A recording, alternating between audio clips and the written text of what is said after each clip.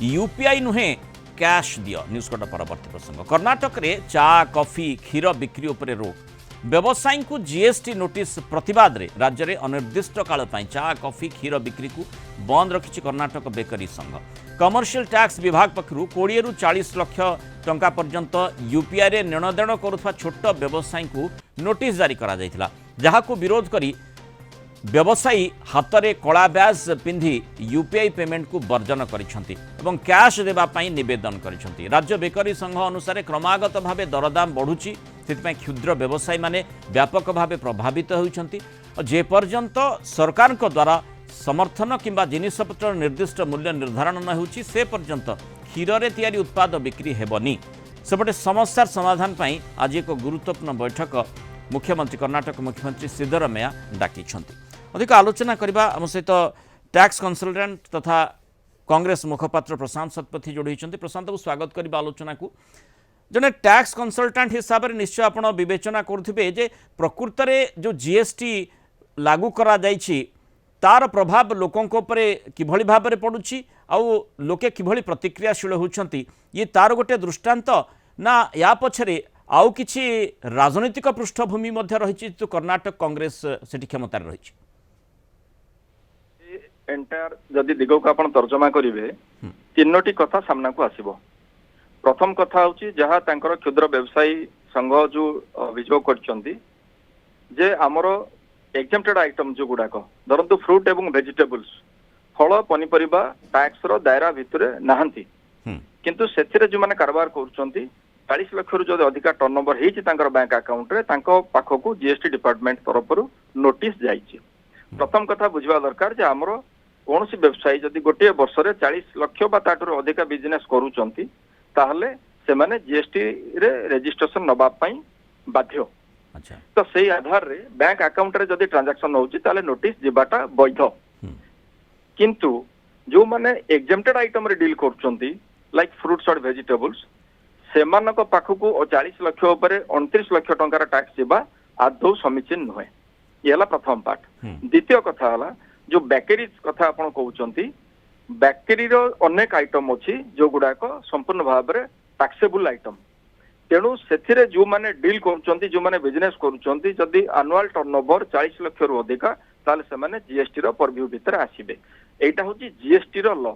एथरे कोनोसी राज्य सरकारंकर किछि कहबार नाही, कारण जीएसटी काउंसिल होची मुख्य नीति निर्धारक।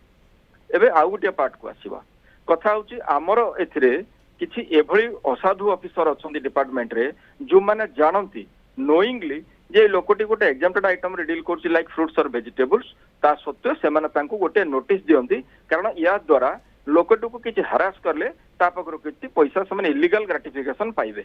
अच्छा, एभली गोटे घटना हमरो भुवनेश्वर सेंट्रल जीएसटी ऑफिस रे भी हेइछि। एटी जण अमिताभ कुमार बोली जण ऑफिसर तांको नारे हमरो भुवनेश्वर टैक्स बार एसोसिएशन तरफरु आमे गतकाली प्रिंसिपल कमिशनर को पाखरे अभियोग करछु निर्दिष्ट भाव रे नुआ रजिस्ट्रेशन सर्टिफिकेट को मध्य से अलाउ करूनांती जदिओ सब डॉक्यूमेंट कंप्लाई करा जाउछि। तेणु एठी मध्य से भली संभावना रहिछि कि छोट व्यवसायी जदिओ एठी कथा आसुछि जे कर्णाटक बा अन्य माने विशेष करी कर्णाटक रे जो टर्नओवर पाउछंती व्यवसायी माने छोट व्यवसायी होंतु पछे अन्य कोन राज्य रे से अन्य कोनसी राज्य रे से भली संभावना न होई पारे, माने सेही टर्नओवर मध्य न पाई पारंती सेठी पई नोटिस पाउ नथिबे। किंतु जो कथाटी आपण कहिले जदि से प्रकार स्थिति होउथाय जानी सुनी सेमान को हैरान करबा पे चेष्टा करा जाउथाय ताहले तो केंद्र सरकार को गुरुतर सहित ताको चिंता करबा को पड़िबो, पदक्षेप नेबा को पड़िबो। बिल्कुल मृणाल बाबू, एथरे आपण देखंतु गोटे कथा होउची जे आपण जो सिस्टम भितर किछि एभली मुसा अछंती से माने सब बेले गोटे भलो सिस्टम को खराब करिया पे चाहंती।